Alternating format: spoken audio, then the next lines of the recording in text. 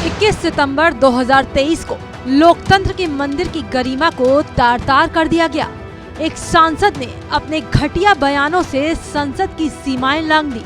अपने अमर्यादित शब्दों से पूरे देश को, उसके संविधान को, राजनीति को, नेताओं को और मजहब को शर्मसार कर दिया। ये दिन ना वो भुला पा रहा है जिसके साथ ये हुआ और ना ही विपक्ष और सत्ता पक्ष। उस दिन से लेकर आज तक इस पर मचा सियासी बवाल थमने का नाम नहीं ले रहा। जहां पूरा विपक्ष एकजुट होकर रमेश बिधूड़ी पर एक्शन की मांग कर रहा है, वहीं उसी सांसद की पार्टी है जो माफी मांगने की बजाय बसपा सांसद दानिश अली पर ही आरोप मढ़ रही है। मतलब उल्टा चोर कोतवाल वाली कहावत सिद्ध करने जैसी बात। भाजपा सांसद निशिकांत दुबे ने स्पीकर को लंबा चौड़ा लेटर लिखा। इसमें कहा गया कि दानिश अली ने पीएम मोदी के खिलाफ अपशब्द कहे थे। ये सुनकर रमेश बिधूड़ी खुद को रोक नहीं पाए और बसपा सांसद को उन्हीं की भाषा में जवाब दिया। किसी भी देशभक्त जनप्रतिनिधि के लिए अपना धैर्य खोने के लिए ये काफी है और इसके चलते रमेश बिधूड़ी ने उन्हें वैसा ही जवाब दिया जैसा उन्होंने कहा था। बीजेपी के आरोपों को निराधार बताते हुए बसपा सांसद दानिश अली ने कहा कि वो इतने गिरे हुए नहीं हैं कि देश के प्रधानमंत्री के लिए गलत भाषा का इस्तेमाल करें। कौन, किसने लिखा है? निशिकांत दुबे जी।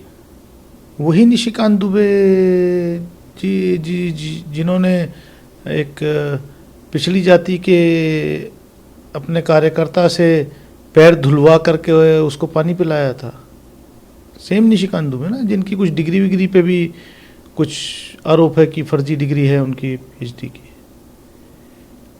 बीजेपी का क्राइसिस मैनेजमेंट ग्रुप 48 घंटे बैठने के बाद कम से कम कोई आरोप तो ढंग का लगाते थे। दानिश अली अभी इतना नहीं गिरा है कि वो देश के प्रधानमंत्री के बारे में कोई ऐसी टिप्पणी करे।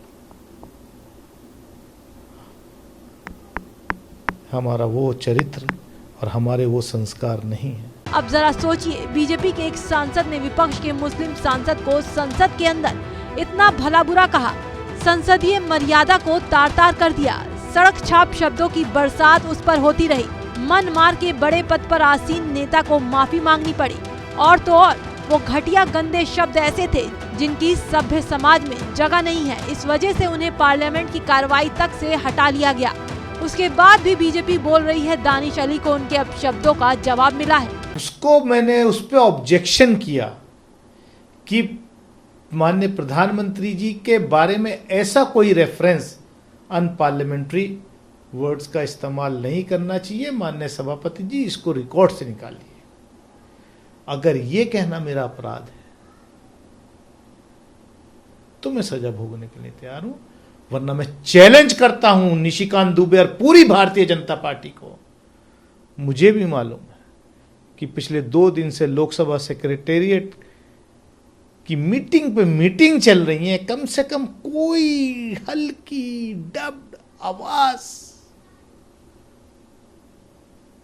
पूरा बीजेपी का तंत्र लगा हुआ है अनऑफिशियली, कहीं से कुछ मिल जाए कि दानिश अली ने कुछ ऐसा कहा। अब विपक्ष पूछ रहा है कि अगर जवाब देने का यही तरीका है तो दूसरी पार्टियों के सांसद को सिर्फ सवाल पूछने के नाम पर क्यों सस्पेंड कर दिया जाता है? क्यों कोर्ट की फटकार के बाद सरकार को याद आता है कि उसका फैसला गलत है? विपक्ष सवाल कर रहा है कि ये अपशब्दों का जवाब है तो क्या रमेश बिधूड़ी के जहरीले बोल मर्यादा के अंदर आते हैं? फिर क्यों उन्हें लोकसभा की कार्रवाई से हटाया गया? किसी को धर्म के नाम पर गाली देना, देख लेने की धमकी देना, वो भी संसद के अंदर। क्यों इन सब को बीजेपी देखकर भी झुठला रही है?